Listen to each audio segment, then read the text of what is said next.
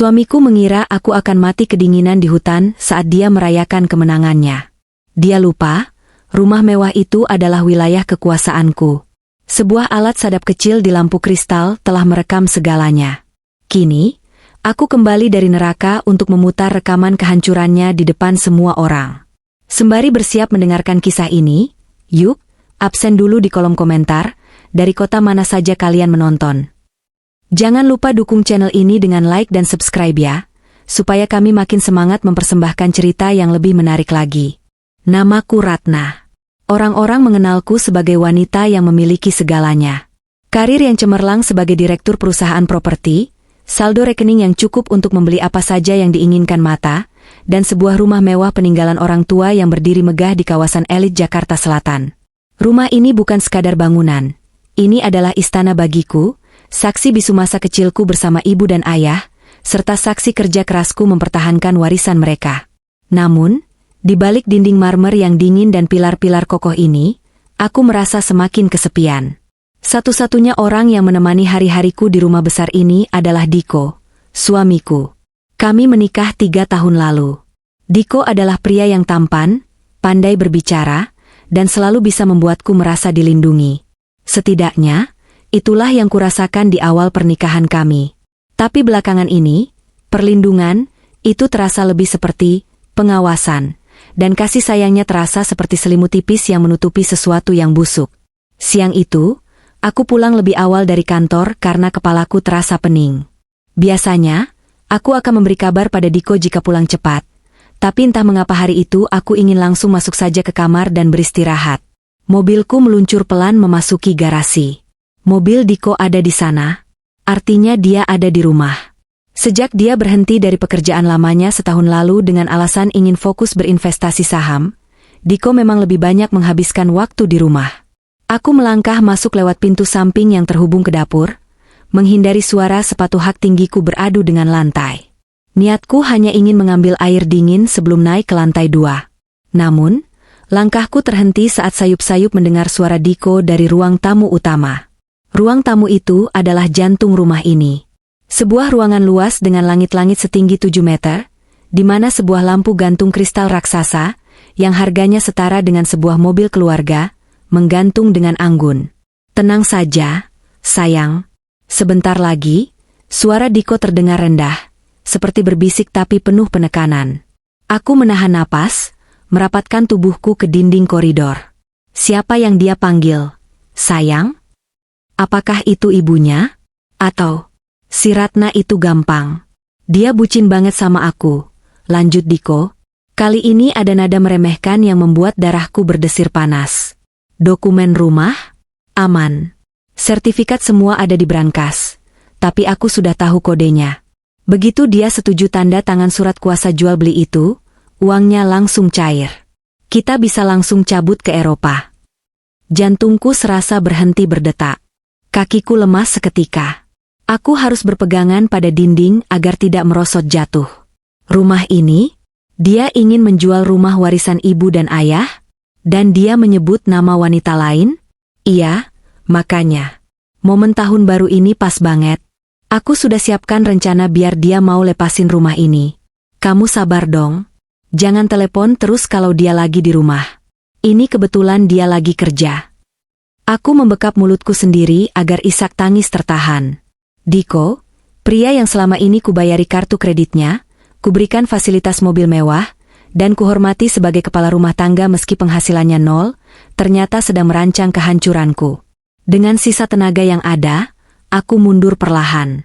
Aku tidak boleh melabraknya sekarang. Jika aku masuk ke sana dan berteriak, dia pasti akan menyangkal. Dia akan bilang aku salah dengar, atau dia sedang bercanda dengan teman, atau 1000 alasan manipulatif lainnya yang sering dia gunakan untuk memutarbalikkan fakta. Diko sangat ahli dalam hal itu, membuatku merasa bersalah atas kesalahan yang dia buat. Aku kembali ke mobil, menyalakannya, lalu keluar dari gerbang rumah seolah-olah aku baru saja tiba. Aku berputar-putar di jalanan kompleks selama 15 menit untuk menenangkan diri, menghapus air mata yang merusak riasanku, dan menyusun rencana. Aku bukan wanita bodoh yang bisa diinjak-injak begitu saja. Aku Ratna, wanita pebisnis yang biasa menghadapi negosiasi alot.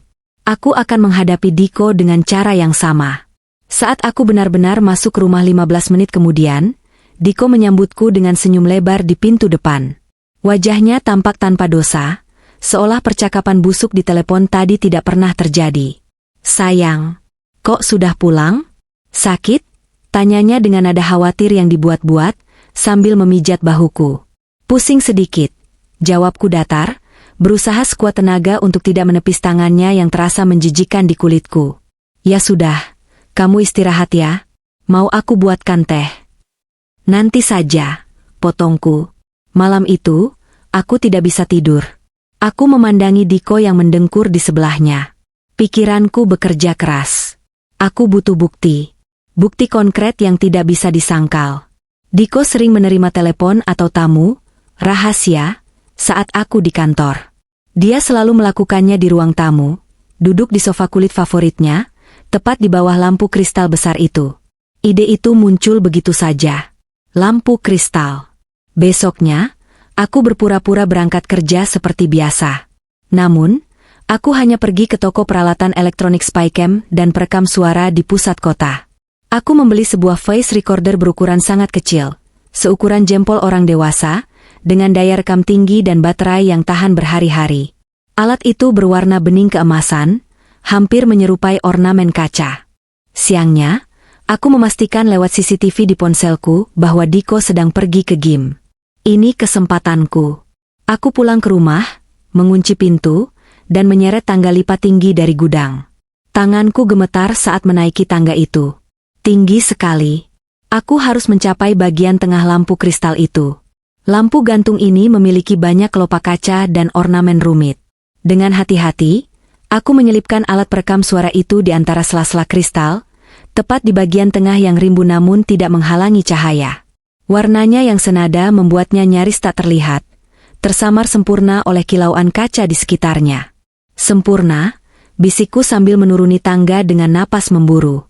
Aku baru saja selesai merapikan kembali tangga ke gudang saat mendengar suara mobil Diko. Cepat-cepat aku duduk di sofa, membuka laptop, berpura-pura sedang work from home. Diko masuk dengan wajah berseri-seri. Keringat masih menempel di dahinya. Kamu di rumah?" tanyanya, sedikit kaget. "Iya, ambil berkas ketinggalan, sekalian lanjut kerja di sini," jawabku santai tanpa menatap matanya. Diko duduk di sampingku, aroma parfumnya bercampur bau keringat. Dia tampak gelisah, seperti ingin menyampaikan sesuatu tapi ragu. "Ratna," mulainya.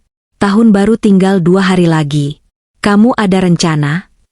"Paling makan malam di hotel seperti biasa, kan?" tanyaku. Diko menggeleng. Dia meraih tanganku, menggenggamnya erat. "Aku bosan, sayang. Tiap tahun kita ke hotel, pesta, bising, ketemu kolega kamu lagi. Aku pengen tahun ini beda, khusus buat kita berdua." Aku menaikkan alis. "Maksudnya?" "Camping," ucapnya mantap. "Camping romantis. Glamping. Lah, aku sudah survei tempatnya. Di daerah pegunungan, agak masuk hutan sedikit tapi aman. Udaranya segar, sepi, cuma ada kita, api unggun, dan bintang-bintang. Kita bisa bicara dari hati ke hati. Sekalian, aku mau minta maaf kalau selama ini aku belum jadi suami yang sempurna." Kata-katanya manis sekali. Jika aku tidak mendengar percakapannya kemarin, mungkin aku akan luluh dan merasa bersalah karena telah mencurigainya. Tapi sekarang, setiap kata yang keluar dari mulutnya terdengar seperti naskah drama yang sudah dihafalkan. "Di mana tempatnya?" tanyaku menyelidik. "Ada, di daerah selatan. Belum banyak yang tahu, jadi eksklusif banget. Namanya Hutan Pinus Wanagiri. Aku yang nyetir, aku yang siapin tendanya, kamu tinggal duduk manis. Kamu butuh istirahat dari hiruk-pikuk Jakarta, sayang. Kamu butuh ketenangan." Ketenangan atau kematian? Batin hatiku berteriak. Namun, aku sadar aku harus mengikuti permainannya.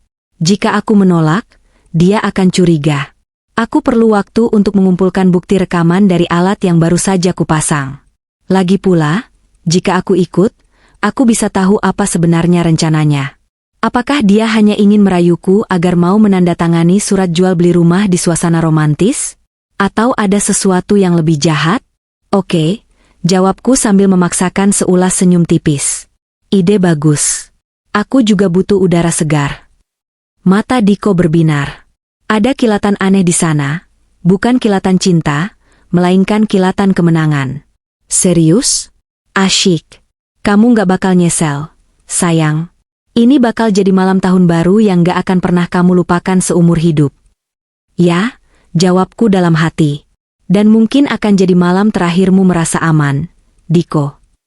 Malam itu, saat Diko tertidur lelap, aku diam-diam mengirim pesan pada pengacaraku. Siapkan draft gugatan cerai dan pembekuan aset. Tunggu aba-abaku. Aku juga mengirim lokasi terkini ponselku ke email pribadiku yang tidak diketahui Diko, dan mengaktifkan fitur pelacak darurat. Firasatku mengatakan perjalanan ini tidak akan sesederhana liburan romantis. Ada bahaya yang mengintai di balik janji manis suamiku, dan aku harus siap menghadapi kemungkinan terburuk. Lampu kristal di ruang tamu berkedip pelan terkena pantulan cahaya bulan dari jendela. Alat kecil di dalamnya kini menjadi telingaku, merekam setiap napas pengkhianatan yang terjadi di rumah ini. Perang dingin antara aku dan suamiku baru saja dimulai. Hari keberangkatan tiba. Tanggal 31 Desember pagi, langit Jakarta tampak kelabu, seolah turut merasakan kegelisahan yang berkecamuk di dadaku. Diko sudah bangun sejak subuh, tingkahnya jauh lebih bersemangat daripada biasanya. Dia mondar-mandir memasukkan barang ke dalam bagasi mobil SUV hitam kami. Aku memperhatikannya dari balkon kamar lantai 2. Dia memasukkan tenda, cooler box, dan 2 tas ransel besar. Namun, ada satu hal yang menarik perhatianku. Dia memasukkan sebuah skop lipat dan gulungan tali tambang yang cukup besar ke bagian paling dalam bagasi, lalu menutupinya dengan selimut tebal. Buat apa skop dan tali? Gumamku pelan. Rasa dingin merambat di tengkukku. Apakah itu perlengkapan standar camping? Atau alat untuk mengubur sesuatu? Sayang. Ayo, keburu macet. Teriakan Diko dari bawah membuyarkan lamunanku. Aku menarik napas panjang, mematut diri di cermin. Aku mengenakan pakaian outdoor yang nyaman, celana kargo, kaos lengan panjang, dan jaket tebal. Di saku rahasia di balik jaketku, aku menyelipkan pisau lipat kecil, benda yang dulu sering kubawa saat ikut kegiatan pecinta alam di kampus. Entah kenapa, hari ini aku merasa benda itu lebih penting daripada dompet atau ponselku. Sudah siap, Ratna? Tanya Diko saat aku turun. Dia tersenyum lebar, tapi matanya terus melirik jam tangannya. Sudah, jawabku singkat. Kami masuk ke dalam mobil. Aroma pengharum mobil rasa kopi menyeruak. Biasanya aroma ini menenangkanku, tapi kali ini justru membuat perutku mual. Diko menyalakan mesin, dan kami pun meluncur meninggalkan rumah mewah yang selama ini menjadi bentengku. Saat gerbang otomatis tertutup perlahan, aku menoleh ke belakang, menatap rumah itu dengan perasaan aneh. Ada ketakutan bahwa ini adalah kali terakhir aku melihatnya. Perjalanan keluar dari Jakarta cukup lancar, karena banyak orang yang sudah pergi berlibur sejak hari-hari sebelumnya. Diko memutar musik dengan volume cukup keras, menyenandungkan lagu-lagu rock lawas.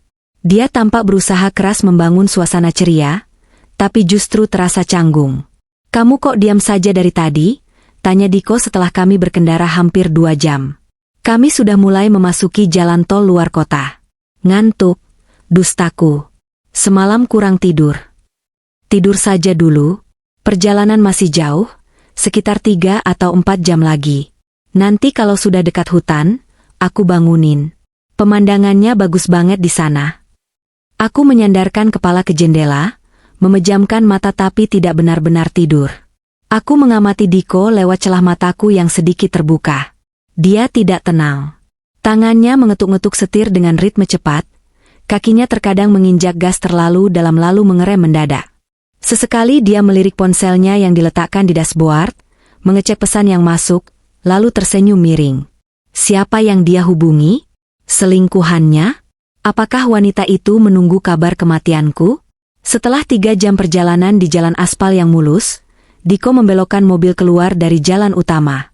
Kami memasuki jalan kabupaten yang lebih sempit, dikelilingi sawah dan perumahan penduduk yang semakin jarang. Semakin lama, Jalanan semakin menanjak dan berliku.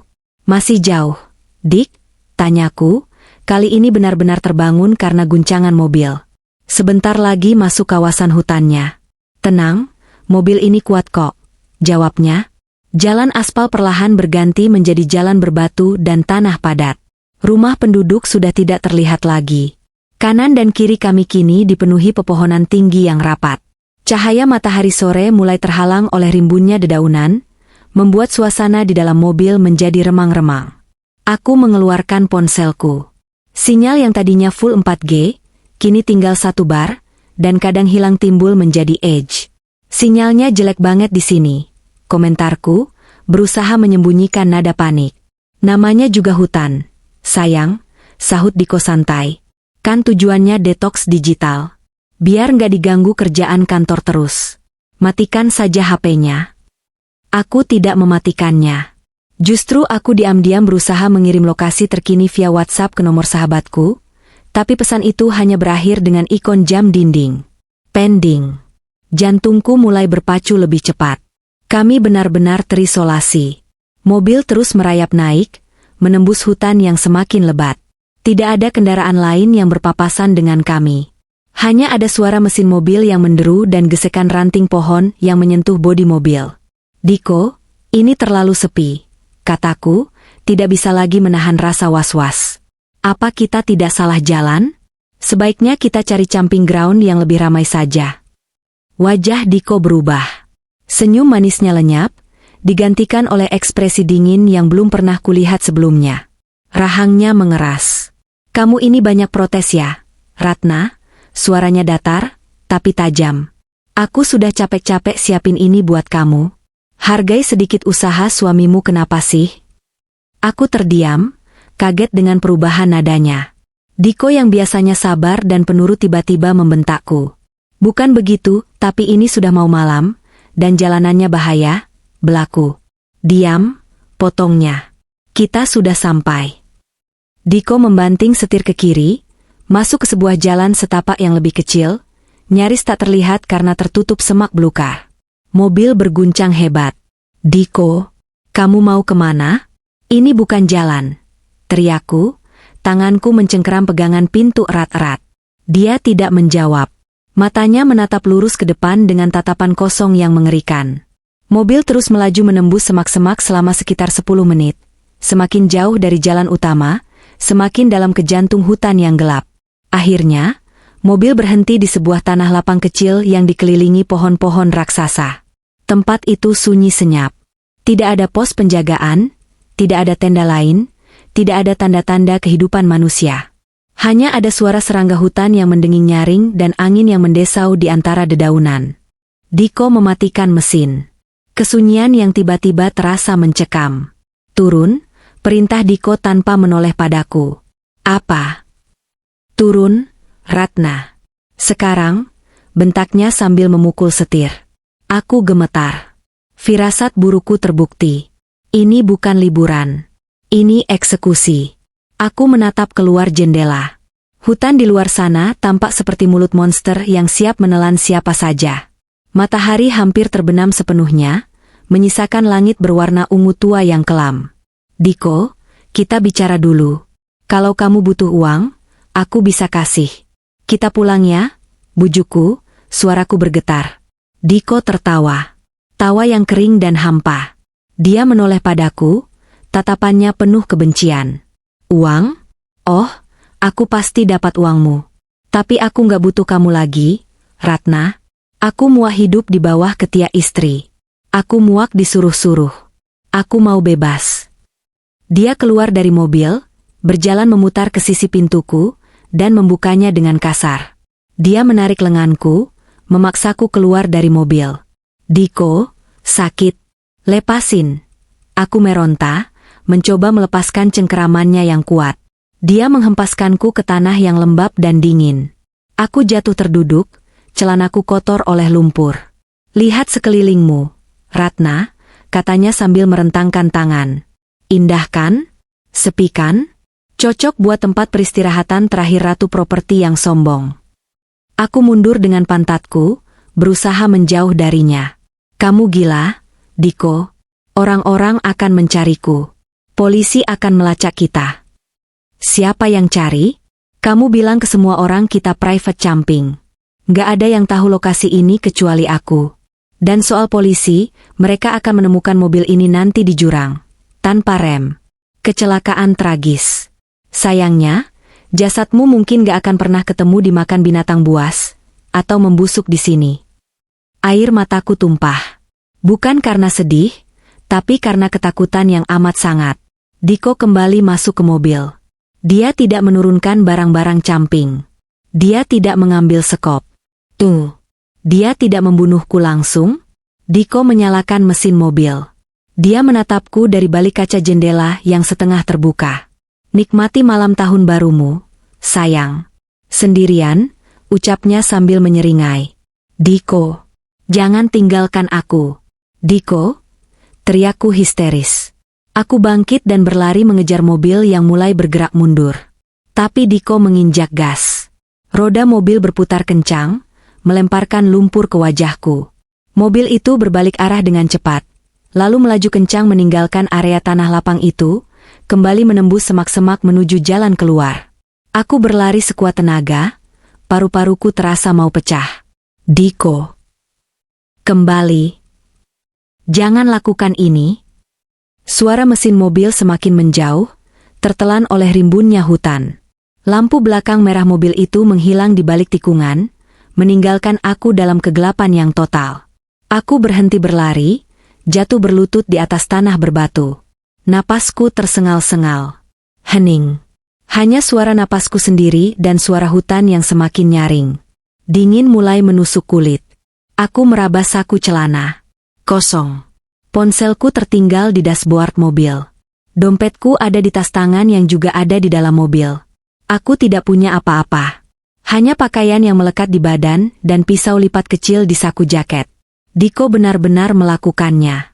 Dia membuangku di tengah hutan belantara, ratusan kilometer dari rumah, tanpa alat komunikasi, tanpa bekal, tepat beberapa jam sebelum pergantian tahun.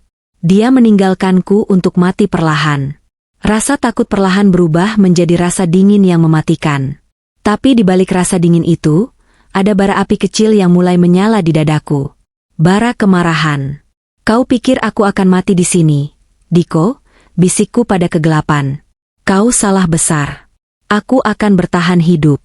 Dan saat aku kembali, kau akan berharap kau membunuhku dengan tanganmu sendiri. Suara mesin mobil Diko benar-benar lenyap, ditelan oleh kerapatan hutan yang seolah tak berujung.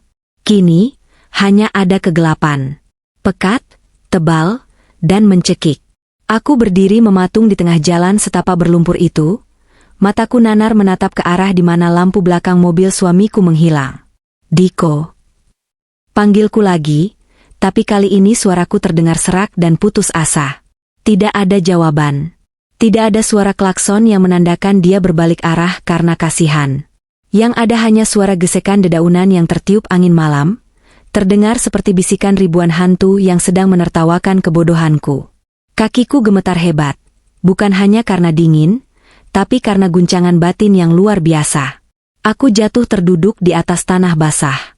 Tanganku meremas lumpur dingin yang menjijikkan. Baru beberapa jam yang lalu aku duduk di jok kulit mobil yang nyaman, membayangkan liburan romantis untuk memperbaiki pernikahan kami. Sekarang, aku dibuang seperti sampah. Otakku berusaha memproses apa yang baru saja terjadi, tapi rasanya buntu. Kenapa? Pertanyaan itu terus berputar. Diko memang ambisius, Diko memang suka uang, tapi membunuhku? Meninggalkanku di sini sama saja dengan membunuhku secara perlahan. Tiba-tiba, ingatan tentang sekop lipat dan tali tambang di bagasi mobil kembali muncul. Napasku tercekat. Benda-benda itu, Diko tidak membawanya turun. Apakah tadinya dia berniat menguburku? Atau mungkin, rencananya memang membiarkan alam yang menghabisiku agar tangannya tetap bersih? Istri hilang saat hiking, begitu mungkin nanti laporannya ke polisi. Tidak ada sidik jari di leher, tidak ada racun di darah. Hanya kecelakaan tragis. Bajingan, teriakku sekuat tenaga ke arah langit gelap. Kamu bajingan, Diko. Amarah meledak sesaat, memberiku tenaga untuk bangkit. Aku tidak boleh diam di sini. Insting purbaku berteriak untuk mengejar. Mungkin mobilnya tersangkut? Mungkin dia berhenti di depan sana? Aku mulai berlari, terhuyung-huyung menembus kegelapan. Tanpa senter, hutan ini adalah labirin maut. Ranting-ranting pohon menampar wajahku, meninggalkan perih yang menyengat. Akar-akar pohon yang menyembul dari tanah menjegal langkahku berkali-kali. Arg. Aku tersandung keras, tubuhku terpelanting dan menghantam semak berduri. Rasa sakit menjalar di lutut dan telapak tanganku. Cairan hangat mengalir di betis, darah. Aku meringis, mencoba bangkit, tapi rasa nyeri di pergelangan kaki menahanku.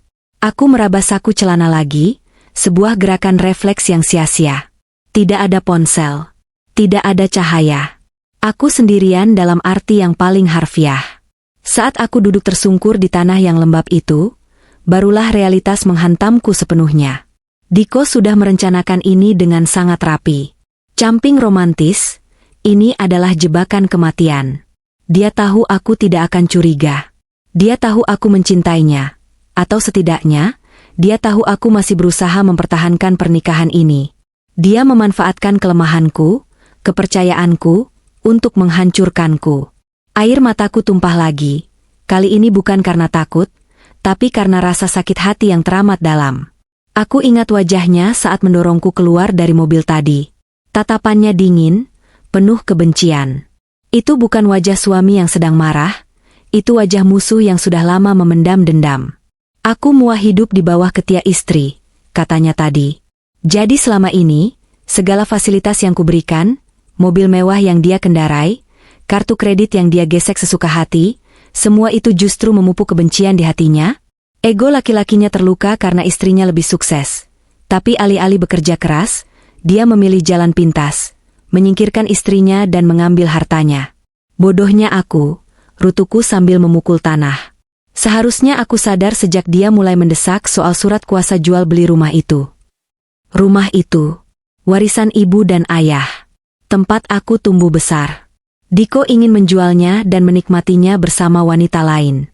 Wanita yang dia panggil, sayang, di telepon. Bayangan mereka tertawa di atas penderitaanku membuat dadaku sesak. Seolah ada tangan tak terlihat yang meremas jantungku. Angin malam bertiup semakin kencang, menembus jaket tebalku.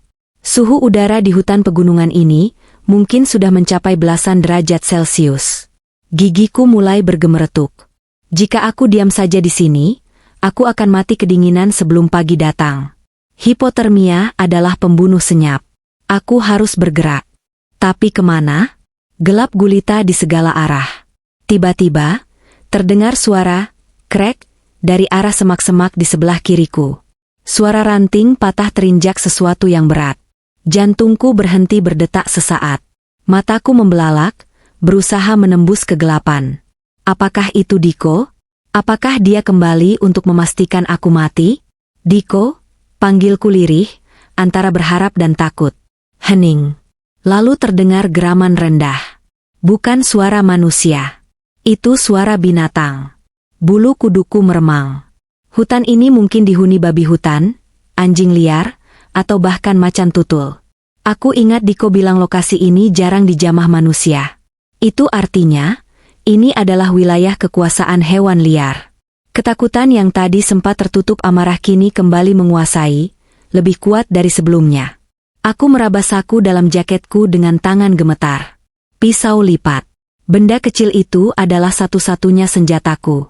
Aku mengeluarkannya, membuka bilahnya yang hanya sepanjang jari telunjuk. Terasa konyol dan menyedihkan, melawan hutan belantara dengan pisau kecil ini. Tapi menggenggamnya memberiku sedikit rasa aman yang semu. Aku memaksakan diri berdiri meski kakiku sakit luar biasa. Aku harus mencari tempat berlindung. Pohon besar. Aku butuh pohon besar dengan akar yang menonjol atau celah bebatuan. Dengan meraba-raba batang pohon di sekitarku, aku melangkah pelan. Setiap langkah adalah pertaruhan. Setiap bayangan pohon tampak seperti monster yang siap menerkam. Aku berjalan tanpa arah, hanya menjauh dari suara geraman tadi. Lututku lemas, perutku perih karena lapar dan mual. Terakhir aku makan adalah roti isi saat di perjalanan tadi siang.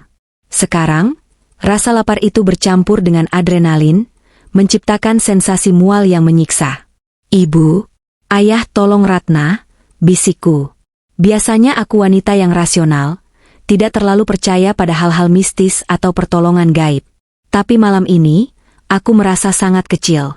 Aku memanggil nama orang tuaku yang sudah tiada, berharap arwah mereka melindungiku di hutan terkutuk ini.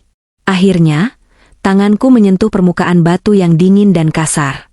Itu sebuah tebing batu kecil setinggi 2 meter. Di bagian bawahnya ada sedikit ceruk yang terlindung oleh akar pohon beringin raksasa. Cukup untuk menyembunyikan tubuhku. Aku merangkak masuk ke dalam ceruk itu. Baunya apek, campuran tanah basah dan daun busuk. Mungkin ini sarang binatang lain, tapi aku tidak peduli. Aku meringkuk di sana, memeluk lututku erat-erat, berusaha mempertahankan panas tubuh. Dari tempat persembunyianku, aku menatap keluar. Langit di atas sana mulai sedikit terbuka dari sela-sela kanopi pohon. Bintang-bintang terlihat sangat terang. Kontras sekali dengan nasibku yang gelap gulita. Pikiranku melayang ke rumah. Di sana, di ruang tamu yang hangat, lampu kristal itu pasti masih menyala. Alat perekam itu, apakah masih merekam? Aku berharap baterainya cukup kuat. Aku berharap Diko cukup bodoh untuk membicarakan kejahatannya di sana. Alat kecil itu adalah satu-satunya harapanku. Jika aku mati di sini, setidaknya mungkin suatu hari nanti polisi akan menemukan rekaman itu dan Diko akan membusuk di penjara. Tidak, bantahku dalam hati. Aku tidak boleh mati. Kalau aku mati, dia menang. Kalau aku mati, dia akan menjual rumah ibu. Dia akan tidur di kamar tidurku bersama pelacur itu. Rasa benci itu kembali hangat di dadaku. Itu bahan bakar yang lebih baik daripada makanan. Aku memejamkan mata, tapi telingaku tetap waspada pada setiap suara hutan. Malam ini akan menjadi malam terpanjang dalam hidupku. Malam di mana Ratna yang manja dan naif mati, dan sesuatu yang lain, sesuatu yang lebih keras dan tajam, mulai lahir.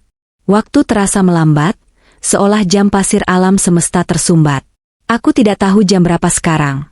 Tapi dinginnya udara semakin menusuk hingga ke tulang sumsum. Gigiku tidak berhenti beradu, menciptakan irama gemeretuk yang menyedihkan di tengah kesunyian hutan. Aku meringkuk semakin dalam di antara akar-akar pohon beringin. Tubuhku kotor, penuh lumpur dan darah kering. Wanita yang biasanya menghabiskan jutaan rupiah untuk perawatan kulit di klinik kecantikan kini, tampak seperti gelandangan yang menyedihkan.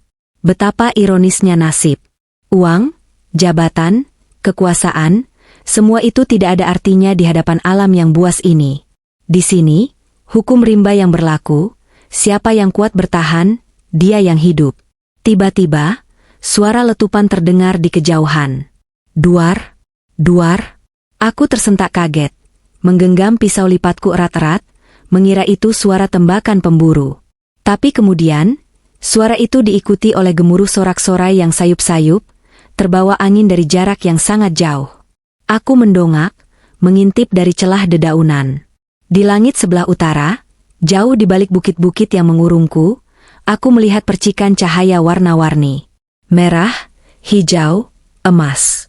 Kembang api. Itu kembang api perayaan tahun baru. Air mataku menetes lagi tanpa bisa kutahan. Di luar sana, dunia sedang berpesta.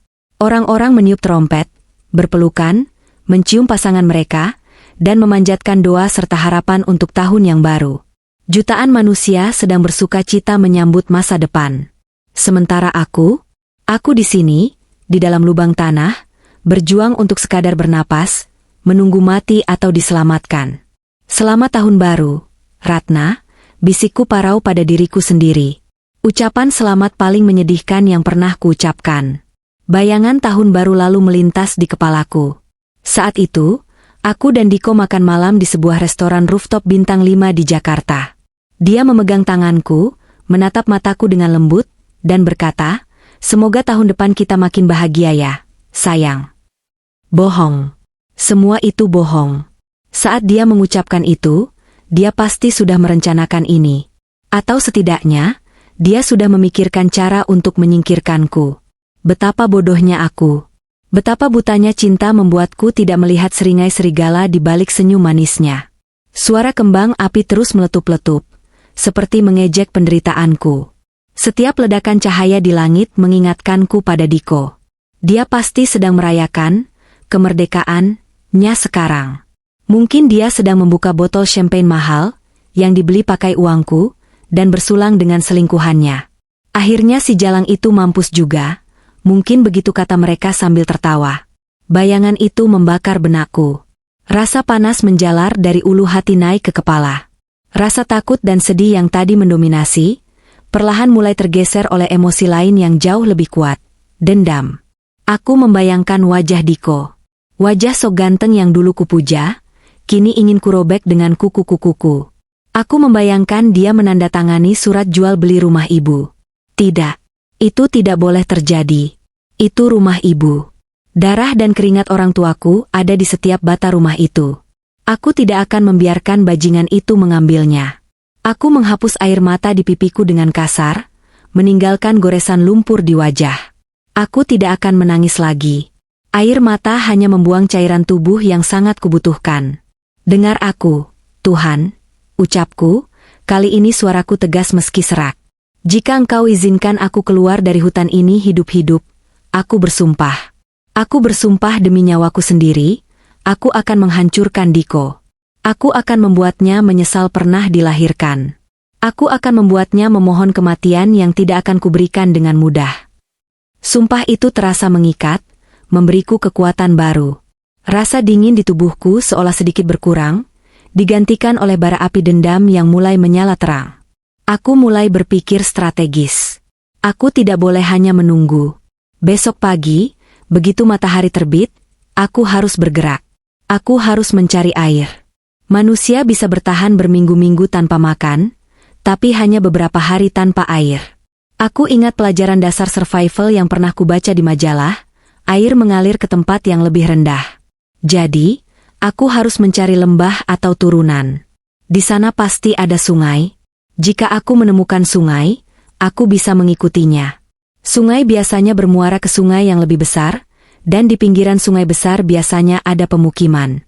Itu rencananya. Sederhana, tapi masuk akal.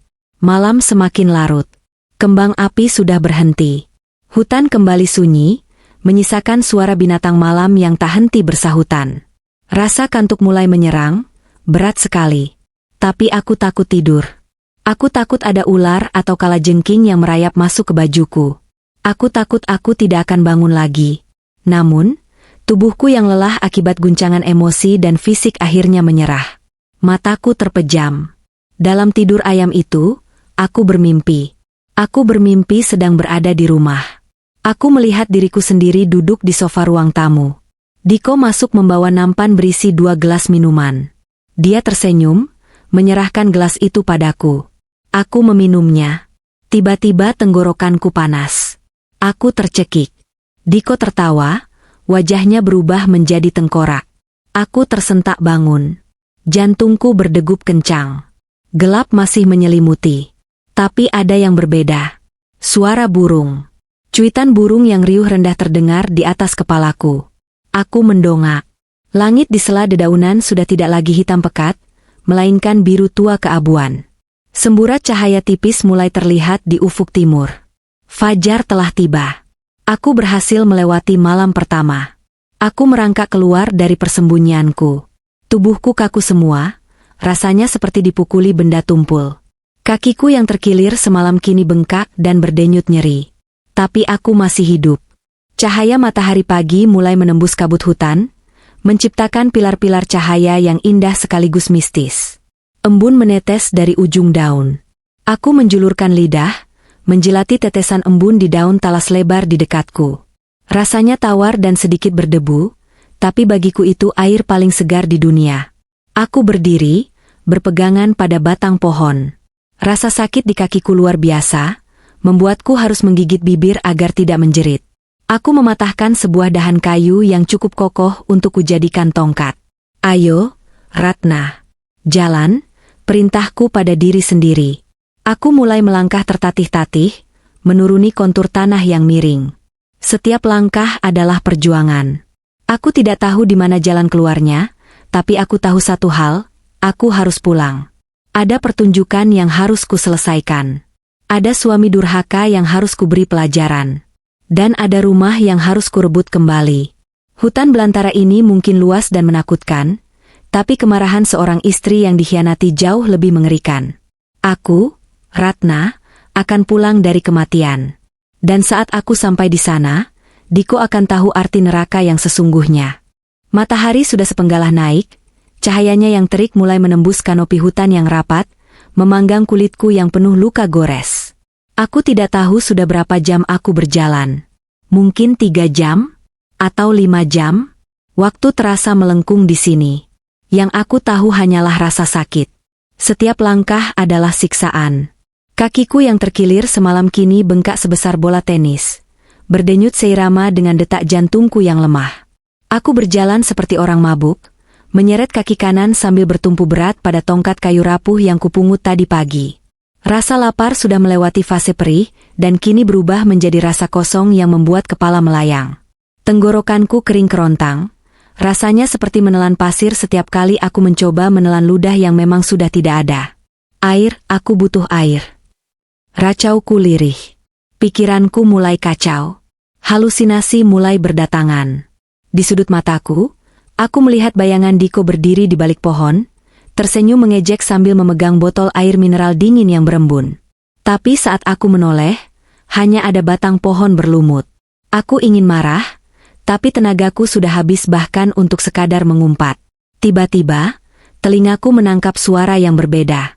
Bukan suara angin, bukan suara serangga. Suara gemericik. Halus, tapi konsisten. Air.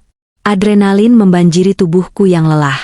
Aku memaksakan kakiku bergerak lebih cepat, mengabaikan rasa nyeri yang menusuk. Aku menuruni lembah curam dengan cara merosot, membiarkan celana kargoku robek tergesek tanah dan akar.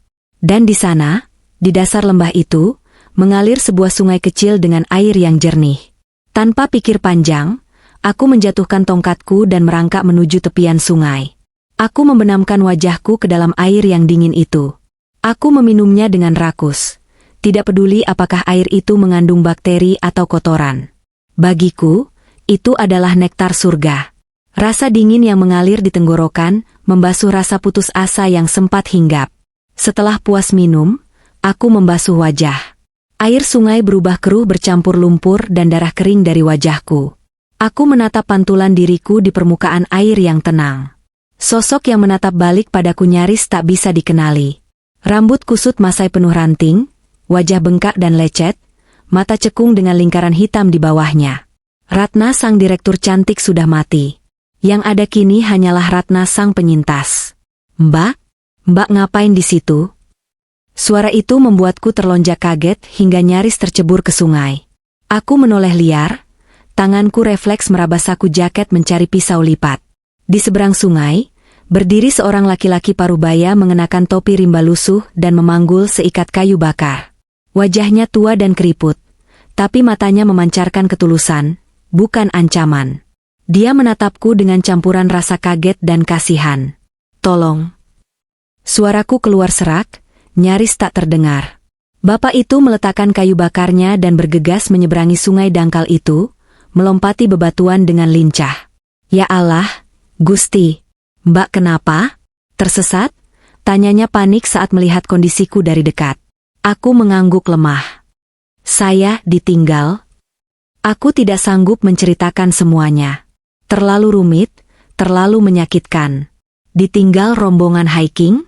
Waduh, tega bener. Ini hutan larangan, Mbak. Jarang ada yang lewat sini kecuali pencari kayu kayak saya. Ayo saya bantu.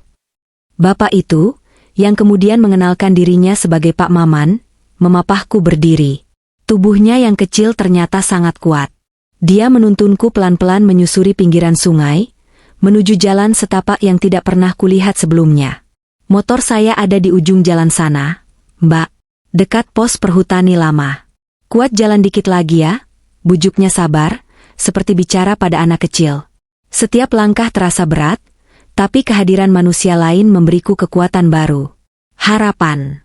Aku tidak akan mati di sini. Diko gagal. Sesampainya di tempat motor tuanya diparkir, Pak Maman menyodorkan bungkusan nasi timbel dingin sisa bekalnya. Makan dulu, Neng. Sedikit aja buat ganjal perut.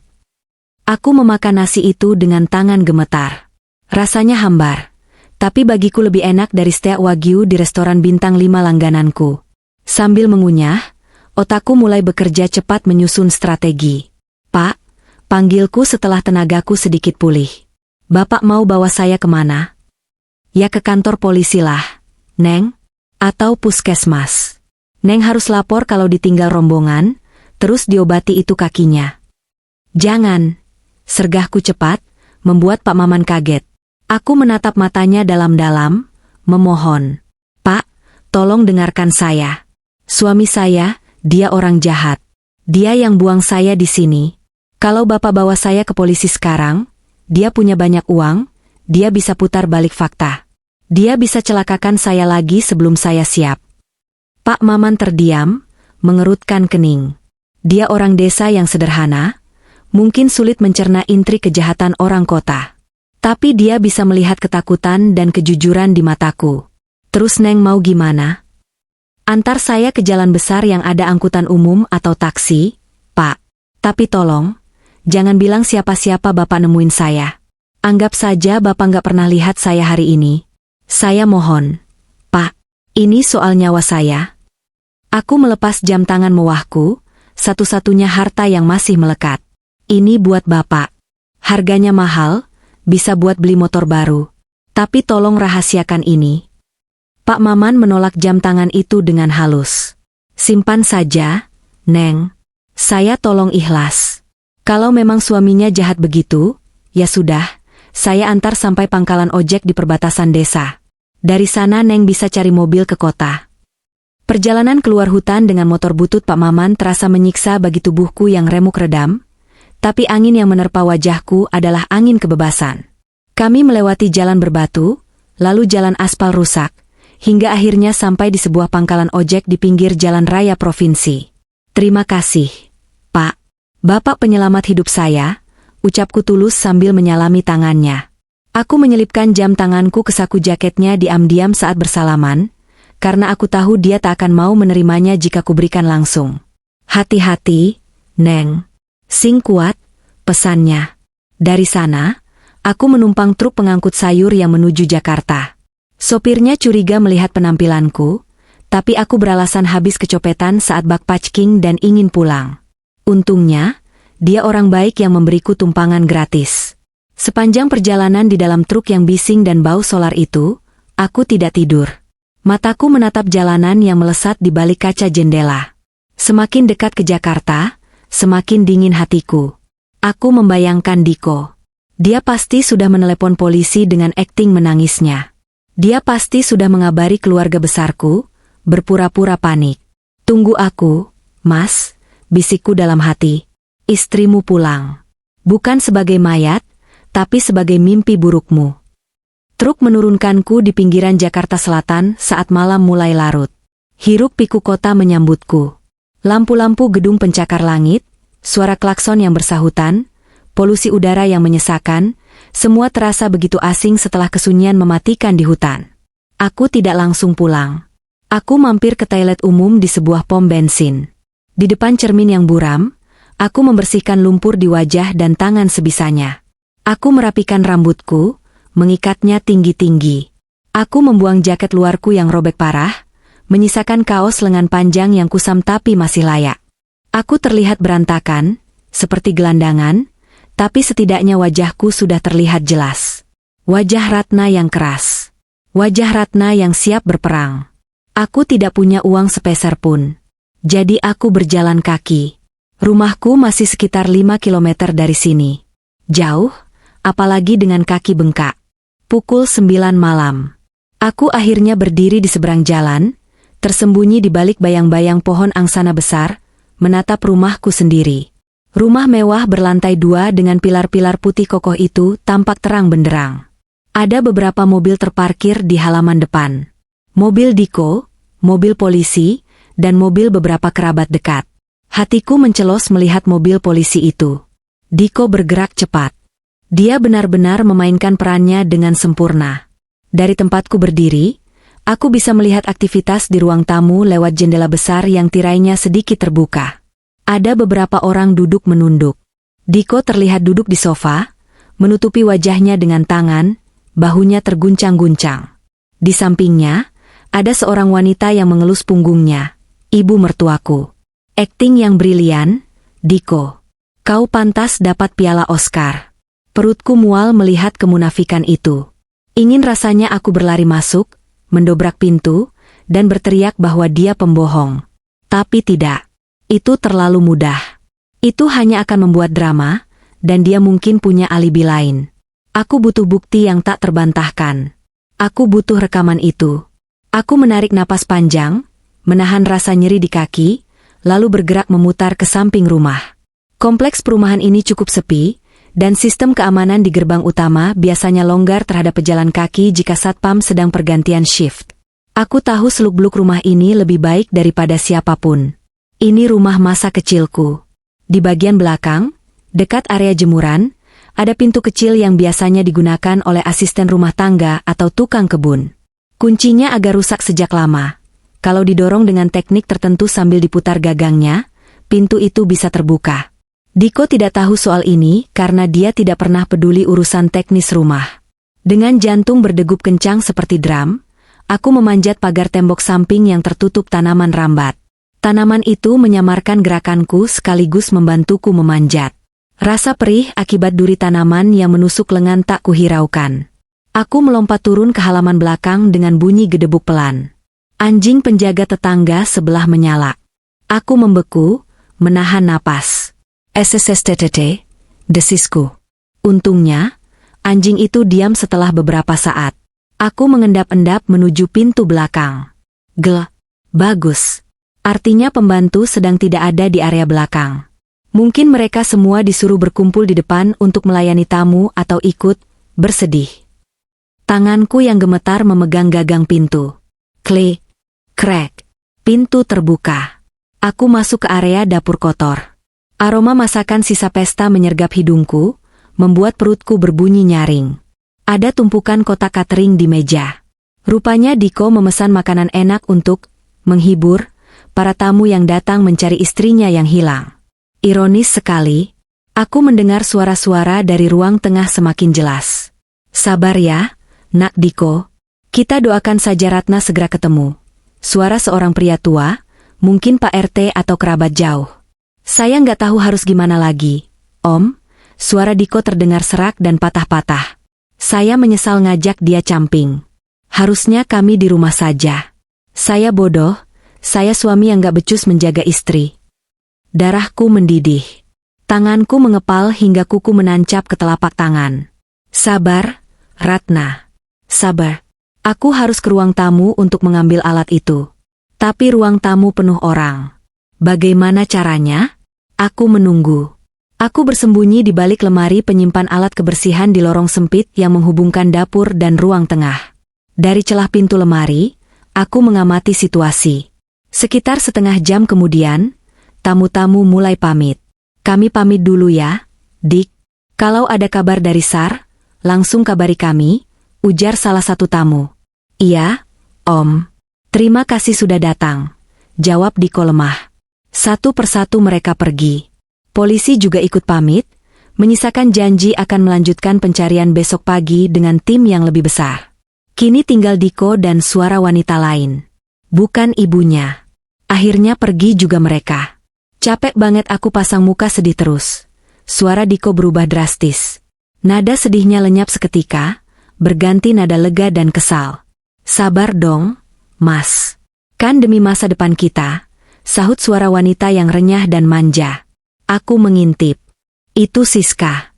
Sahabatku sendiri, wanita yang sering gimbareng aku, yang sering curhat soal pacarnya yang posesif. Ternyata pacarnya adalah suamiku. Dunia rasanya runtuh dua kali. Suami dan sahabat. Paket pengkhianatan yang sempurna. Mereka berdua berjalan menuju dapur bersih untuk mengambil minum. Ini kesempatanku. Ruang tamu kosong. Dengan gerakan secepat kilat namun tanpa suara, aku keluar dari persembunyian. Aku berlari jinjit menuju ruang tamu. Lampu kristal itu menggantung megah di sana, bersinar terang seolah menyambut kepulanganku. Aku tidak bisa memakai tangga lipat, terlalu berisik dan memakan waktu. Aku melihat sofa besar di bawah lampu. Aku memanjat sandaran sofa, lalu naik ke meja kopi marmer yang kokoh di depannya. Aku berjinjit setinggi mungkin. Tanganku menggapai-gapai ke arah kelopak kristal di tengah. Kurang tinggi. Sial. Mas, kamu mau minum apa? Soda atau jus? Suara Siska terdengar dari arah dapur. Mereka akan kembali. Keringat dingin mengucur deras di pelipisku. Aku melompat kecil, jari-jariku menyentuh sesuatu yang dingin dan plastik. Dapat. Aku menarik alat perekam kecil itu dari sela kristal. Iya, bawa aja dua-duanya ke sini. Teriak Diko menjawab Siska. Langkah kaki mereka terdengar mendekat. Aku melompat turun dari meja, nyaris terpeleset. Aku tidak sempat lari kembali ke dapur kotor. Aku menyelinap ke balik tirai jendela besar yang tebal dan berat, tepat saat Diko dan Siska masuk kembali ke ruang tamu. Jantungku berdetak begitu kencang, aku takut mereka bisa mendengarnya. Aku berdiri kaku di balik tirai, hanya berjarak beberapa meter dari mereka. Gila, akting kamu juara banget tadi, Mas. Siska tertawa kecil. Suara gelas beradu. Polisi itu percaya banget kamu suami yang terpukul. Ya haruslah. Kalau enggak, bisa curiga mereka, jawab Diko. Dia terdengar sedang duduk di sofa, tepat di tempat aku tadi memanjat. Besok, aku mau teka notaris buat percepat urusan surat kuasa itu. Bilang aja Ratna sudah tanda tangan sebelum berangkat tapi lupa diserahkan. Emang bisa? Bisa diatur. Asal ada duit pelicin. Begitu rumah ini laku, kita langsung cabut ke Bali. Kita beli villa di sana, hidup tenang. Aku menekan tombol play pada alat perekam di tanganku, lalu memasang earphone kecil yang untungnya kubawa di saku celana kargo sejak berangkat camping. Benda itu tertinggal di saku karena aku lupa mengeluarkannya. Aku butuh memastikan alat ini merekam percakapan kemarin dengan jelas. Aku mendengar suara Stati sebentar, lalu suara Diko terdengar jernih di telingaku. Tenang saja, sayang. Sebentar lagi, si Ratna itu gampang. Dia bucin banget sama aku. Begitu dia setuju tanda tangan surat kuasa jual beli itu, uangnya langsung cair. Air mataku menetes lagi, tapi kali ini bukan karena sedih. Ini air mata kepuasan. Aku punya buktinya. Aku memegang nyawa mereka di tanganku. Mas, tiba-tiba suara Siska terdengar curiga. Kok meja ini ada bekas telapak kaki lumpur? Darahku membeku. Aku lupa membersihkan jejak kakiku di meja marmer yang mengkilap itu. Hah? Mana? Tanya Diko. Ini. Masih basah lagi. Mas, jangan-jangan. Siska tidak melanjutkan kalimatnya. Suaranya bergetar. Hening sejenak. Aku bisa merasakan ketegangan memenuhi ruangan. Nggak mungkin, gumam Diko, suaranya terdengar takut. Mungkin tadi ada polisi yang naik periksa lampu atau apa. Ngapain polisi naik meja periksa lampu? Mas? Nggak masuk akal. Siska, jangan ngaco kamu. Ratna itu sudah mati. Hutan itu angker, banyak binatang buas. Nggak mungkin dia selamat. Bentak Diko, berusaha meyakinkan dirinya sendiri. Cek CCTV, Mas. Cepat. CCTV kan sudah aku matikan dari kemarin biar nggak kerekam pas kita berangkat. Sial. Cek keliling rumah. Aku mendengar langkah kaki Diko berlari menuju lorong. Dia akan memeriksa pintu belakang. Dia akan tahu pintu itu tidak terkunci. Aku harus bergerak. Aku tidak bisa keluar lewat pintu belakang lagi, mereka pasti ke sana. Satu-satunya jalan keluar adalah lewat pintu depan, atau naik ke lantai 2. Kamar tidurku. Kamar utama ada di lantai 2. Di sana ada kunci cadangan mobilku yang lain, dan ada brankas di balik lukisan. Dan yang terpenting, pintu kamarku punya kunci digital yang hanya aku yang tahu pas kode daruratnya jika Diko sudah menggantinya. Saat Diko dan Siska berlari ke arah dapur, aku keluar dari balik tirai dan berlari menaiki tangga marmer melengkung itu tanpa suara. Kakiku sakit luar biasa, tapi ketakutan akan tertangkap membuatku terbang. Aku sampai di lantai 2, masuk ke kamar tamu yang gelap di ujung lorong, dan mengunci pintu dari dalam. Napasku memburu hebat. Aku merosot di balik pintu, mendekap alat perekam itu di dada. Dari bawah, terdengar teriakan Diko. Pintu belakang terbuka. Ada yang masuk. Maling. Mas, ada maling, pekik Siska. Cari. Dia pasti masih di dalam. Ambil stik golf aku. Aku tersenyum tipis di dalam kegelapan kamar. Cari saja, Diko. Cari sampai mampus. Kalian sedang bermain peta umpet dengan hantu di rumah kalian sendiri. Dan hantu ini tidak akan pergi sebelum mencabut nyawa kalian satu persatu. Malam ini, aku akan bersembunyi di atap plafon. Ada akses dari kamar tamu ini menuju rongga atap. Tempat persembunyian rahasiaku waktu kecil saat main peta umpet dengan ayah. Tidak ada yang tahu tempat itu. Aku akan menunggu di sana. Menunggu momen yang tepat. Besok malam, saat pesta kemenangan palsu mereka digelar, Ratna yang lama akan benar-benar mati, dan Ratna sang pembalas dendam akan turun dari langit-langit untuk menghancurkan segalanya. Debu tebal di rongga plafon atap rumah menusuk hidungku, memicu rasa gatal yang harus kutahan sekuat tenaga agar tidak bersin. Sudah hampir 20 jam aku meringkuk di sini, di atas balok kayu penyangga atap, tepat di atas kamar tamu. Panasnya udara di bawah atap genteng saat siang hari tadi nyaris membuatku pingsan karena dehidrasi, tapi tekad untuk melihat kehancuran Diko membuatku tetap sadar. Aku seperti tikus yang bersembunyi di rumahku sendiri. Namun, tikus ini sedang menunggu saat yang tepat untuk menggigit leher kucing yang sombong. Dari celah ventilasi kecil yang mengarah ke lorong lantai 2, aku bisa memantau pergerakan di bawah. Seharian ini rumah sangat sibuk. Diko tidak membuang waktu. Pagi-pagi sekali, dia sudah menelepon event organizer. Dalihnya adalah menggelar doa bersama dan solidaritas untuk keselamatan Ratna. Judul acara yang sangat suci, tapi aku tahu itu hanya kedok. Aku mendengar percakapannya dengan Siska tadi siang, saat mereka berdiri tepat di bawah lubang ventilasi tempatku mengintip. "Kamu yakin Pak Burhan mau datang nanti malam?" tanya Siska, suaranya terdengar cemas namun antusias. "Pasti datang," jawab Diko mantap. Aroma cerutu mahalnya tercium sampai ke atas sini. Dia investor agresif. Dia nggak peduli soal istriku yang hilang. Yang dia pedulikan cuma tanah dan bangunan ini. Aku sudah bilang kalau sertifikat dan surat kuasa jual sudah siap. Malam ini tanda tangan, besok pagi transfer, lusa kita terbang ke Bali. Terus soal maling semalam. Paling kucing atau tikus besar. Buktinya nggak ada barang hilang. Kan? Brankas aman, perhiasan kamu aman. Kamu jangan parnoan deh, bikin stres aja. Diko menyepelekan semuanya. Kesombongannya adalah kelemahannya. Dia merasa sudah menang telak. Dia pikir hutan belantara sudah menelan tubuhku dan menghapus jejak kejahatannya. Matahari mulai terbenam. Cahaya oranye berganti menjadi gelap malam. Suara musik instrumental yang syahdu mulai terdengar menggema dari lantai 1. Diko benar-benar niat. Dia mengubah ruang tamu utama, tempat dia merencanakan pembunuhanku, menjadi aula pesta yang megah. Perutku melilit perih karena lapar, tapi rasa sakit itu tertutup oleh adrenalin yang membanjir. Aku mengintip jam tangan Pak Maman yang ada di sakuku. Oh, aku lupa, jam itu sudah kuberikan padanya. Aku memperkirakan ini sekitar pukul 7 malam.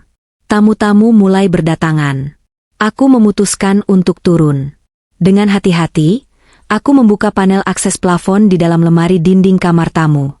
Tubuhku meluncur turun tanpa suara, mendarat di tumpukan selimut yang tersimpan di dalam lemari. Kakiku yang bengkak menjerit kesakitan saat menyentuh lantai, membuatku harus menggigit bibir hingga berdarah. Aku keluar dari lemari, lalu mengendap ke pintu kamar. Lorong lantai 2 sepi. Semua aktivitas terpusat di lantai 1. Aku berjalan tertatih-tatih menuju kamar utamaku. Pintu kamarku terkunci, tapi seperti dugaanku, Diko belum mengganti kode akses darurat di panel digitalnya. Dia terlalu malas untuk membaca buku manual pintu pintar ini. Aku menekan kombinasi angka ulang tahun mendiang ibuku. Bip, klik, pintu terbuka. Aroma kamarku menyambutku, aroma lavender yang familiar namun kini terasa asing. Aku masuk dan segera mengunci pintu kembali. Aku berjalan ke depan cermin besar di meja rias. Pantulan di sana mengerikan. Wajahku bengkak, penuh baretan merah yang mulai mengering, bibir pecah-pecah, dan rambut yang menggumpal karena tanah dan getah pohon. Bajuku kotor, robek di sana-sini, dan bau keringat bercampur lumpur menguar tajam. Aku sempat berpikir untuk mandi dan berganti gaun merah menyala yang ada di lemari, tampil memukau seperti ibu peri yang marah. Tapi tidak. Ide itu kubuang jauh-jauh. Aku tidak butuh gaun indah untuk menghancurkan mereka. Penampilanku yang hancur ini adalah senjataku. Aku adalah bukti nyata kekejaman mereka. Luka-lukaku adalah dakwaan yang tak terbantahkan. Biar semua orang melihat apa yang dilakukan suami, soleh, itu kepada istrinya. Aku hanya mengambil sedikit air dari wastafel kamar mandi untuk membasahi tenggorokan yang kering kerontang, lalu mengambil ponsel lamaku yang tersimpan di laci nakas. Ponsel cadangan yang sudah lama tidak dipakai tapi masih terhubung ke wifi rumah. Aku membuka aplikasi CCTV. Benar saja, Diko mematikannya. Tapi dia lupa satu hal. Rumah pintar ini memiliki sistem audio terintegrasi yang bisa dikendalikan lewat aplikasi di ponsel, selama terhubung ke jaringan lokal. Aku mengecek koneksi ke sound system ruang tamu. Terhubung. Jantungku berdebar kencang. Di layar ponsel, aku juga mengirim pesan singkat ke nomor darurat kepolisian, menjelaskan situasiku dan meminta mereka datang sekarang juga. Aku menyertakan bukti foto wajahku yang babak belur. Penyekapan dan percobaan pembunuhan di Jalan Cendana No. 8. Pelaku suami sendiri. Sedang berlangsung. Sekarang, saatnya pertunjukan. Aku keluar dari kamar, berjalan menuju railing tangga di lantai 2 yang menghadap langsung ke ruang tamu agung di bawah. Aku bersembunyi di balik bayangan pilar besar di mezanin. Pemandangan di bawah sana sungguh menjijikkan. Ruang tamu dipenuhi orang-orang berpakaian rapi. Ada kolega bisnisku, tetangga kompleks, bahkan beberapa kerabat jauh. Di tengah ruangan, sebuah tumpeng besar tersaji. Diko berdiri memegang mikrofon, mengenakan kemeja batik sutra hitam yang membuatnya tampak berwibawa dan berduka. Di sampingnya berdiri Siska, mengenakan gaun putih sopan, memasang wajah sendu sambil sesekali menyeka ujung matanya dengan tisu. "Bapak, Ibu, terima kasih sudah hadir." Suara Diko terdengar bergetar lewat speaker. "Malam ini berat sekali bagi saya. Istri tercinta saya, Ratna, masih belum ditemukan. Tapi kita tidak boleh putus harapan. Doa kita malam ini adalah cahaya baginya di hutan yang gelap sana. Amin." Gumam para tamu serempak. "Munafik. Aku ingin muntah." Diko melanjutkan, "Namun, hidup harus terus berjalan. Ratna pernah berpesan pada saya sebelum berangkat. Mas, kalau ada apa-apa sama aku, tolong teruskan cita-citaku. Jaga aset keluarga." Maka dari itu, malam ini, selain berdoa, saya juga ingin menyelesaikan amanah almarhumah, maksud saya, istri saya, untuk mengamankan aset ini demi masa depan. Seorang pria gemuk berjas abu-abu maju ke depan. Itu Pak Burhan. Dia membawa map kulit. "Saya turut prihatin, Pak Diko," kata Pak Burhan dengan suara lantang yang dibuat-buat. "Tapi bisnis adalah bisnis. Sesuai kesepakatan, kita tanda tangan malam ini." "Tentu, Pak. Demi Ratna," jawab Diko cepat. Siska menyodorkan pulpen emas. Wajahnya berbinar, senyum kemenangan tipis terukir di sudut bibirnya yang bergincu merah muda. Diko membuka map itu. Matanya berbinar tamak melihat nominal angka di kwitansi pelunasan. Diko membungkuk, ujung pulpennya menyentuh kertas. Detik-detik di mana warisan orang tuaku akan berpindah tangan. Ini saatnya. Aku membuka aplikasi smart home di ponselku. Menu, lighting. Tombol, master off. Aku menekannya. Klik. Seketika, seluruh lampu di ruang tamu dan ruang tengah padam. Kegelapan total menyelimuti ruangan. "Loh, kok mati lampu? Listriknya turun ya? Aduh, gelap banget." Suara kepanikan mulai terdengar. Para tamu ribut menyalakan senter ponsel mereka. "Tenang, tenang semuanya. Mungkin korslet sebentar," teriak Diko berusaha menguasai keadaan. "Siska, coba cek sekring." Saat mereka sibuk dengan kegelapan, aku berjalan menuruni anak tangga pertama. Aku kembali menekan layar ponselku.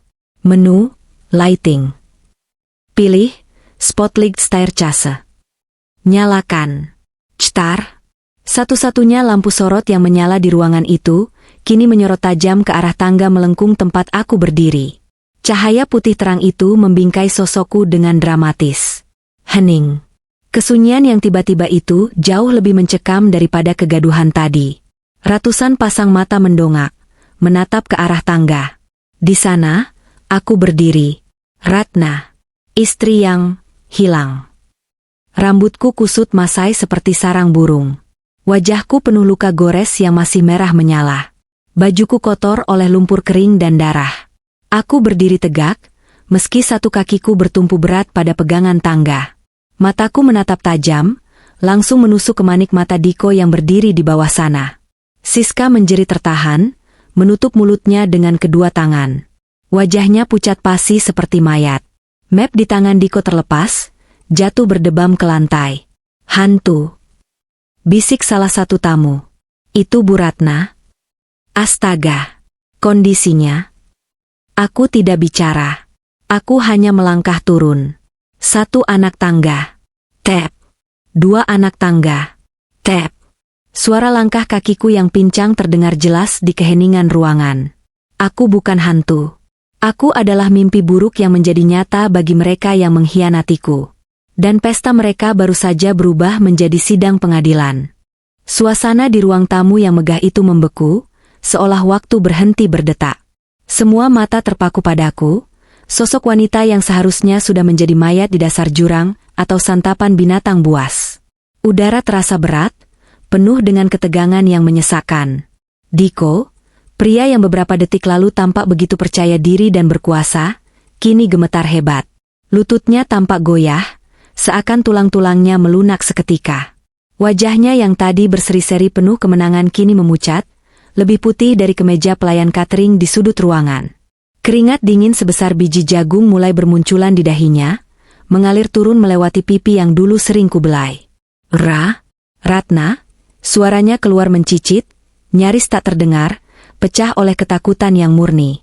Aku terus menuruni tangga, pelan dan menyakitkan, tapi tatapanku tidak lepas darinya sedetik pun.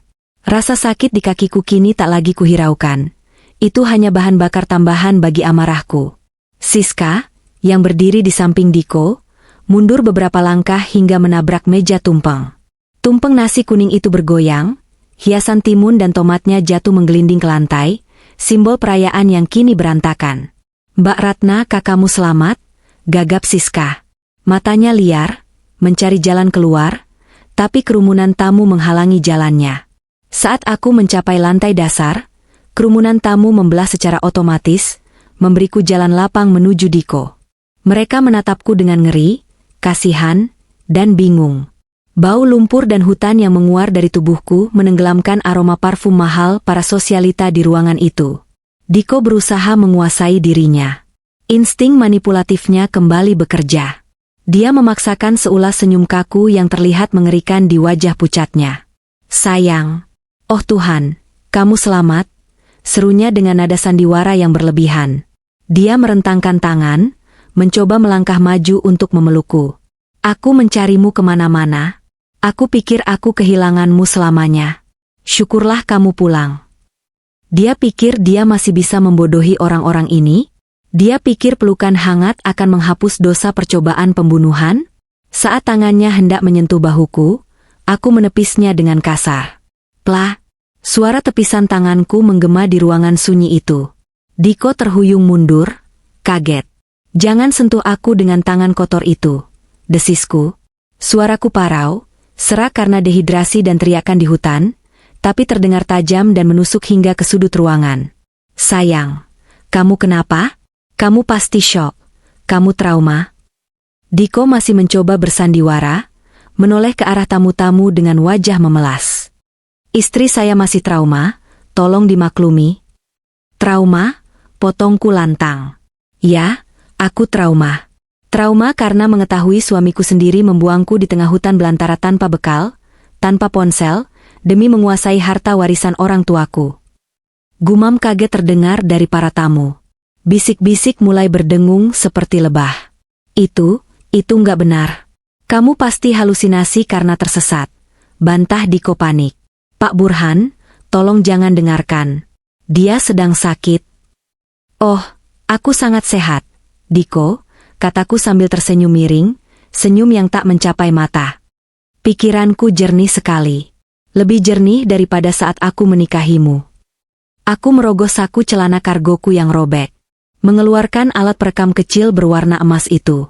Alat yang telah menyelamatkan kewarasanku selama di hutan. Kalian pikir aku bodoh? Tanyaku sambil mengangkat alat itu tinggi-tinggi. Kalian pikir aku tidak tahu rencana busuk kalian sejak awal? Wajah Diko dan Siska berubah menjadi horor saat melihat benda itu. Mereka mengenali tempat benda itu disembunyikan. Lampu kristal. Ratna, tunggu, kita bisa bicara? Siska mencoba maju, tapi aku menatapnya dengan pandangan yang membuatnya terpaku di tempat. Aku berjalan menuju meja tempat sound system dan mixer audio berada. Operator sound yang ketakutan langsung minggir memberiku jalan. Tanganku dengan cekatan mencolokkan kabel ausiliari ke alat perekamku. Dengarkan baik-baik, kataku pada seluruh tamu. Inilah wajah asli suami yang kalian sebut soleh dan setia. Aku menekan tombol play. Volume ku buat maksimal. Suara statis terdengar sejenak. Lalu suara Diko meledak memenuhi ruangan, jernih dan tak terbantahkan. Tenang saja, sayang. Sebentar lagi, si Ratna itu gampang. Dia bucin banget sama aku. Tamu-tamu terkesiap. Diko mematung. Dokumen rumah? Aman. Sertifikat semua ada di brankas. Begitu dia setuju tanda tangan surat kuasa jual beli itu, uangnya langsung cair. Kita bisa langsung cabut ke Eropa. Iya, makanya. Momen tahun baru ini pas banget. Kamu sabar dong. Jangan telepon terus kalau dia lagi di rumah. Rekaman berlanjut ke bagian yang paling mematikan. Percakapan mereka kemarin, saat aku bersembunyi di balik tirai. Begitu dia mati di hutan itu, rumah ini jadi milik kita. Bodoh sekali wanita itu mau saja diajak ke tempat sepi. Suara Diko. Gila, akting kamu juara banget tadi, Mas. Polisi itu percaya banget kamu suami yang terpukul. Suara Siska. Suasana pesta berubah menjadi mencekam. Para tamu yang tadinya menatap Diko dengan simpati, kini menatapnya dengan jijik dan marah. Pak Burhan menutup map kulitnya dengan keras. Bajingan, teriak salah satu kerabatku. Diko mundur perlahan, menggeleng-gelengkan kepala. Itu rekayasa. Itu AI. Zaman sekarang suara bisa dipalsukan. Teriaknya histeris, mencoba menyangkal bukti yang begitu nyata. AI tidak tahu letak brankas kita. Diko, jawabku dingin. Dan AI tidak tahu kalau kamu dan pelacurmu ini merayakannya di rumahku saat aku sedang berjuang napas di hutan. Siska, kamu. Diko menoleh ke Siska, seolah menyalahkannya. Siska menangis histeris. Aku nggak ikut-ikutan. Mas Diko yang rencanain semuanya. Aku cuma disuruh. Pembohong.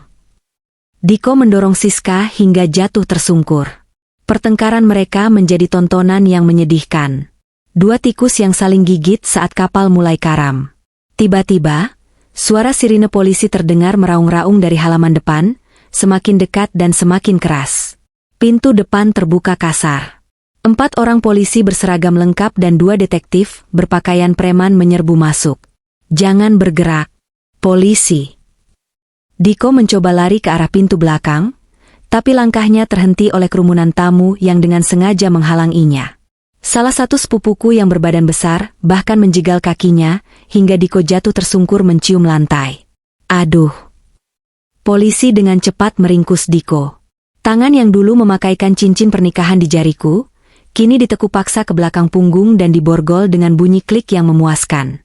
Diko Anggara, Anda kami tangkap atas dugaan percobaan pembunuhan berencana, penipuan, dan penggelapan aset, ucap salah satu detektif dengan tegas.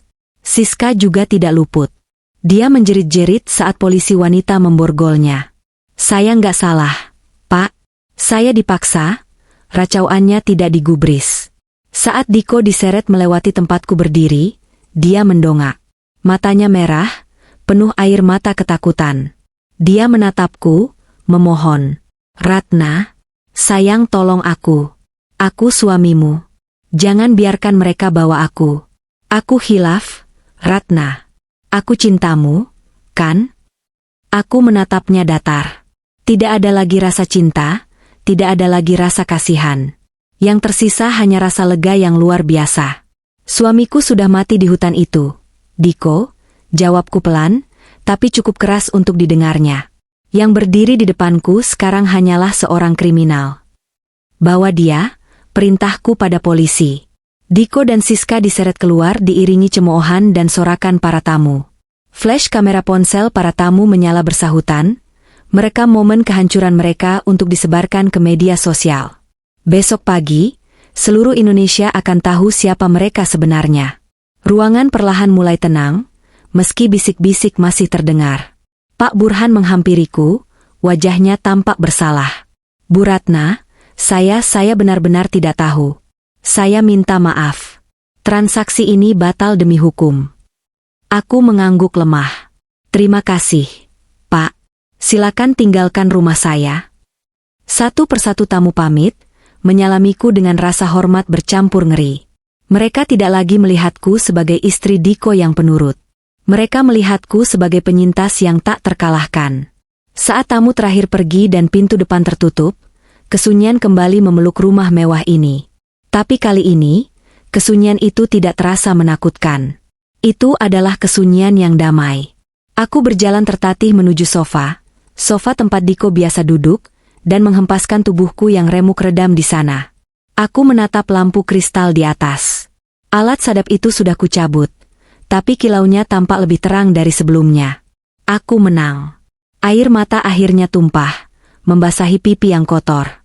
Tapi ini bukan air mata kesedihan. Ini adalah air mata pelepasan. Aku, Ratna, telah kembali dari neraka. Aku telah merebut kembali tahtaku, rumahku, dan hidupku. Malam ini, aku akan tidur nyenyak di kamarku sendiri. Dan besok, aku akan bangun sebagai wanita yang baru.